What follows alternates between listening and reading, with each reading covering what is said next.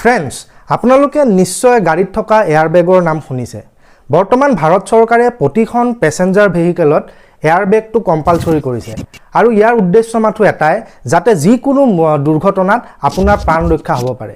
কিন্তু আমাৰ কিছুমান ভুলৰ বাবে আমাৰ গাড়ীত এয়াৰবেগ থাকিলেও আমি কিন্তু নিজৰ প্ৰাণ বচাব নোৱাৰো। তেহলে ফ্ৰেণ্ডছ, আহক আজি আমাৰ ভিডিঅ'টো আৰম্ভ কৰোঁ আৰু আজি আমাৰ ভিডিঅ'টোত আমি আলোচনা কৰিম এয়াৰবেগ কি, এয়াৰবেগে কি দৰে কাম কৰে আৰু গাড়ীত যদি এয়াৰবেগ আছে তেনেহলে আমি কোনবোৰ কাম এভয়েড কৰিব লাগে।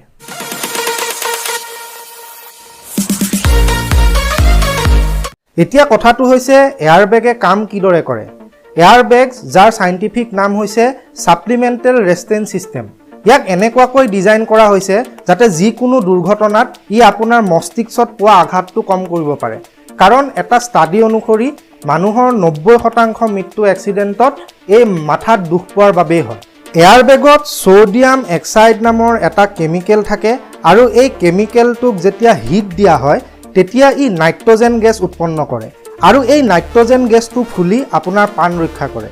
আৰু ই ইমান ফাষ্ট হয় যে আপুনি গমেই নাপাব ই কেতিয়া খুল খালে আৰু খুল খাই আপোনাৰ প্ৰাণ ৰক্ষা কৰিলে। আৰু এই এয়াৰবেগক এক্টিভ কৰিবলৈ আপোনাৰ গাড়ীত কিছুমান সেন্সৰ লাগি থাকে আৰু এই সেন্সৰসমূহে যিকোনো অগতানুগতিক গতিবিধিক ডিটেক্ট কৰে আৰু ডিটেক্ট কৰি এয়াৰবেগক এক্টিভ কৰি দিয়ে। ফলত এই এয়াৰবেগ খুল খাই আপোনাৰ যিকোনো এক্সিডেণ্টত প্ৰাণ ৰক্ষা কৰে। এতিয়া আহিছোঁ আমি কোনবোৰ কাম কৰিব নালাগে যদি আমাৰ গাড়ীত এয়াৰবেগ থাকে। প্ৰথম কথাটো হৈছে যে সিট বেল্ট। এয়াৰবেগৰ সিস্টেমটো সিট বেল্টৰ লগত কানেক্টেড হৈ থাকে। আপুনি যদি সিট বেল্ট নামাৰে তেনেহলে এয়াৰবেগ আপোনাৰ গাড়ীত থাকিলেও ই কিন্তু আপোনাৰ প্ৰাণ ৰক্ষা কৰিব নোৱাৰিব।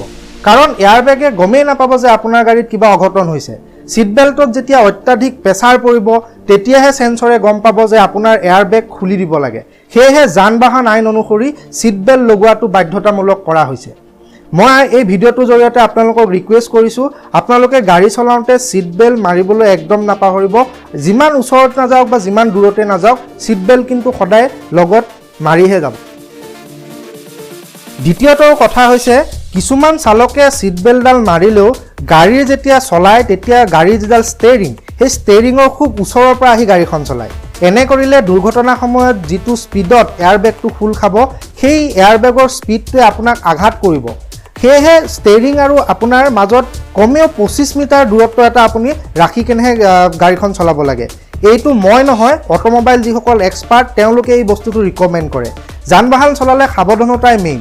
সেয়েহে নেক্সট টাইম আপুনি যেতিয়া গাড়ীখন চলাব তেতিয়া ষ্টেৰিং আৰু আপোনাৰ মাজত 25 চেণ্টিমিটাৰৰ এটা ডিষ্টেঞ্চ ৰাখিবলৈ কেতিয়াও নাপাহৰিব।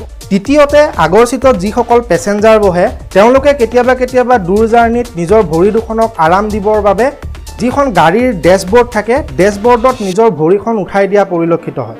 আৰু কেতিয়াবা ঠাই বেছি থকাৰ বাবে আগৰ চিটত নিজৰ কোলাত সৰু সৰু কণমানি ল'ৰা ছোৱালী বহাই লোৱা দেখা যায়। কিন্তু এইটো এটা মাৰাত্মক ভুল।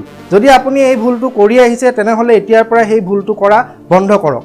কাৰণ এনেকুৱা পৰিস্থিতিত যদি আপোনাৰ এয়াৰবেগটো খোল খায় তেতিয়া হয়তো আপুনি কম পৰিমাণে কষ্ট পাব পাৰে কিন্তু আপোনাৰ কোলাত থকা কণমানিটোৱে কিন্তু বহুত কষ্ট পাব পাৰে যাৰ ফলত তেওঁ মৃত্যু পৰ্যন্ত হ'ব পাৰে। সেয়েহে আজিৰ পৰা এই ভুলটো কৰা বন্ধ কৰক।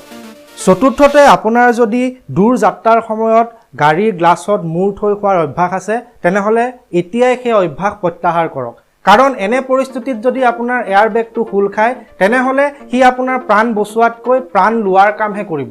কাৰণ যিটো প্ৰেছাৰত এয়াৰবেগটো খোল খাব সেই প্ৰেছাৰটো চিধাই গৈ আপোনাৰ মূৰত লাগিব আৰু মূৰত লগাৰ ফলত আপোনাৰ মৃত্যু পৰ্যন্ত হ'ব পাৰে। সেয়েহে এতিয়াৰ পৰাই গাড়ীত মাথা থৈ খোৱাৰ অভ্যাসটো বন্ধ কৰক। পঞ্চমতে আমি গাড়ী মডিফাই কৰাৰ নামত গাড়ী যি বাম্পাৰ আছে বাম্পাৰত কিছুমান গাৰ্ড লগাওঁ। এনেকুৱা ধৰণৰ গাৰ্ড কিছুমান আমি গাড়ী বাম্পাৰত লগাই দিওঁ। কিন্তু এইটো এটা বহুত ডাঙৰ ভুল, বহুত ডাঙৰ মিষ্টেক আমি কৰা। কাৰণ আপোনাৰ গাড়ীত যদি এয়াৰবেগ আছে তেনেহলে আপোনাৰ গাড়ীত ইম্পেক্ট সেন্সৰ কিছুমান থাকে আৰু এই ইম্পেক্ট সেন্সৰবোৰৰ ভালদৰে কাম নকৰিব যদিহে এই গাৰ্ডসমূহ আপোনাৰ গাড়ীত লগোৱা হৈ থাকে। আপুনি প্ৰথম অৱস্থাত ভাবিব পাৰে যে এই গাৰ্ডসমূহে আপোনাৰ গাড়ীত যদি কিবা কাৰণত এক্সিডেণ্ট হয় তেনেহলে সেই এক্সিডেণ্টৰ পৰা বচাব। কিন্তু এইটো সম্পূৰ্ণ ভুল। যদি আপোনাৰ গাড়ীত এক্সিডেণ্ট হয় তেনেহলে এই বাম্পাৰসমূহে আপোনাক এক্সিডেণ্টৰ পৰা বচোৱাৰ পৰিৱৰ্তে ই মৃত্যু মুখলৈহে আপোনাক ঠেলি দিব। যদি আপোনাৰ গাড়ীত এনেকুৱা ধৰণৰ বাম্পাৰ গাৰ্ড লাগি আছে তেনেহলে এতিয়াই সেই গাৰ্ডসমূহ খুলি পেলাওক।